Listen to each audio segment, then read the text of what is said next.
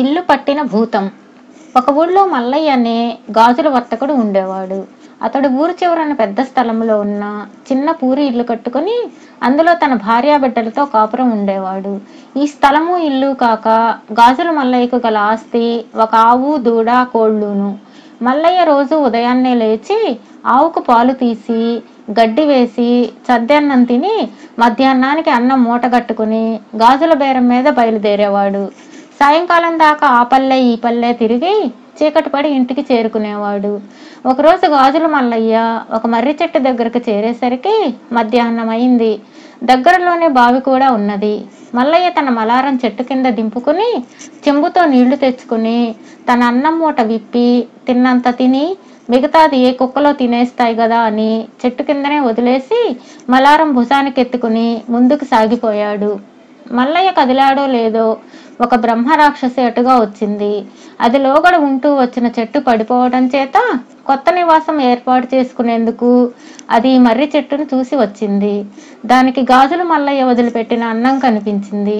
బాగా ఆకలిగా ఉండటం చేత అది ఆ అన్నము పచ్చళ్ళు ఆవురావురమంటూ తినేసింది. అంతవరకు బ్రహ్మరాక్షసి పచ్చి మాంసము పచ్చి నెత్తురు తప్ప ఏదీ రుచి చూడలేదు. ఇప్పుడు దానికి మనుషులు తినే ఆహారం ఎంత రుచిగా ఉంటుందో తెలిసి వచ్చింది. ఇలాంటి తిండే తింటూ మనిషిలాగా బతకాలన్న బలమైన కోరిక కూడా కలిగింది. గాజుల మల్లయ్య కోసం ఎదురు చూస్తూ అది అక్కడే ఉండిపోయింది.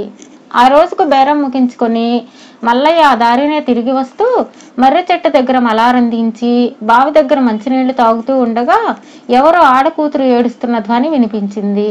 మల్లయ్య తల తిప్పి చూసేసరికి చెట్టు మొదట ఒక ఆడ మనిషి కూర్చుని ఏడుస్తూ ఉండడం కనపడింది. ఎవరమ్మా నువ్వు? ఇక్కడ ఒంటరిగా కూర్చుని ఏడుస్తున్నావెందుకు అని మల్లయ్య అడిగాడు. మాది చాలా దూరం బాబు, నా భర్త ఎటో వెళ్ళిపోయాడు, తిండి తిప్పలు లేక బాధపడుతున్నాను అన్నది ఆ స్త్రీ. అయ్యో పాపం, మా ఇంటికి వచ్చి పనికి సహాయంగా ఉండు. జీతం ఏమీ ఇవ్వలేను గాని కడుపు నిండా తిండి పెడతాను. నీ భర్త జాడ తెలియగానే వెళ్ళిపోదువు గాని అన్నాడు మల్లయ్య. బ్రహ్మరాక్షసికి కావలసింది కూడా అదే గనుక, బాబు నా చేతనైన పని ఏదన్నా చెప్పి చేయించుకోండి. చేతకాని పని చెబితే మాత్రం నేను మీ ఇంట ఒక క్షణం ఉండను. ఎందుకైనా మంచిది ముందే చెబుతున్నాను అన్నది.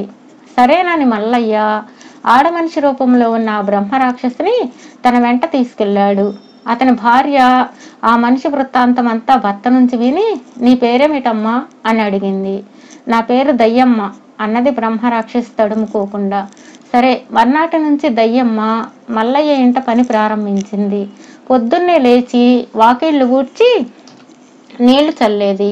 మల్లయ్య పాలు తీయగానే ఆవును దూడను తీసుకుపోయి మధ్యాహ్నం దాకా మేపుకొచ్చేది. మిగిలిన రోజల్లా మల్లయ్య భార్యకు అన్ని పనులలోనూ సహాయం చేసేది.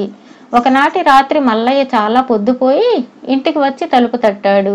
అప్పటికే ఇంటిల్లిపాది అన్నాలు తిని చలికి ముసుగులు తన్ని పడుకున్నారు. మల్లయ్య భార్య మంచం మీద పడుకున్నది. దయ్యమ్మ నేల మీద చాప వేసుకుని పడుకుంది. మల్లయ్య భార్య ముసుగులో నుంచి బయటకు రావడం ఇష్టం లేక ఆయన వచ్చినట్టుంది, కాస్త తలుపు తీయి దయ్యమ్మ అన్నది. దయ్యమ్మ ఒక్క మూలుగు మూలిగి చాప మీద పడుకుని ఉండే చెయ్యి పొడుగు చాచి తలుపు గడియ తీసింది. ఇది కాస్త మల్లయ్య భార్య కంటబడింది. ఆమె పై ప్రాణాలు పైనే పోయినంత పని అయింది. ఆమె తన భయాన్ని ఎలాగో అణుచుకొని మర్నాటి ఉదయం రాత్రి జరిగిన విడ్డూరం గురించి తన భర్తతో చెప్పేసి, ఇది మనిషి కాదు, దాని పేరే విడ్డూరంగా ఉన్నది, దయ్యమ్మ అని ఎవరైనా పేరు పెట్టుకుంటారా అన్నది.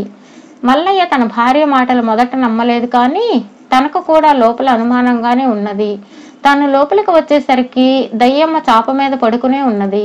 తలుపు గడియ తీసి వెళ్లి పడుకోవడానికి తగిన వ్యవధి లేదు.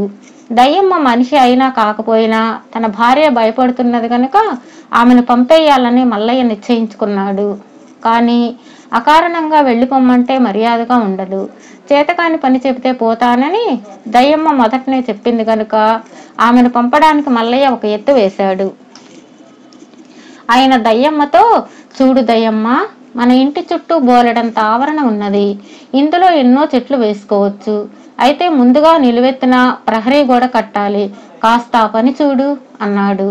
దయ్యమ్మ అంత పని తల వల్ల కాదనక సరేనని తానే మట్టి తవ్వి ఇటుకలు చేసి కాల్చి ఒంటరిగా ఆవరణ చుట్టూ ఎత్తైన ప్రహరీ గోడ కట్టేసింది.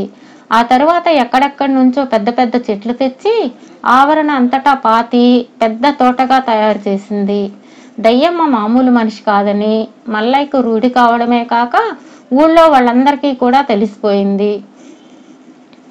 ఈ దయ్యమ్మలు ఎలా వదులుచుకోవాలో మల్లయ్యకు పాలు పోలేదు. దయ్యమ్మ ఎవరికి ఏ అపకారము చేయడం లేదు నిజమే, కానీ అటువంటి మనిషి ఇంట ఉండడం ఎంత ప్రమాదం. ఊళ్ళో వాళ్ళంతా ఆ దయ్యం ఉండను వెళ్ళగొడతావా లేక నువ్వే ఊరు విడిచి వెళ్ళిపోతావా అని అతన్ని అడుగుతున్నారు. మల్లయ్య ఇంటి చుట్టూ అస్తమానం జనం మూగుతున్నారు.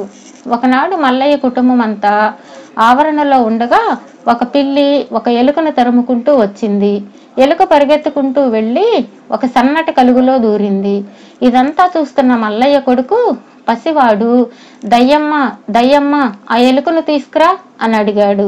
ఎంతో ఉత్సాహంగా అడిగిన బాబుని, ఏ నాకు చేత కాదనుకున్నావా అంటూ దయ్యమ్మ అందరూ చూస్తుండగానే ఎలుకంత చిన్నదైపోయి కలుగులోకి దూరింది.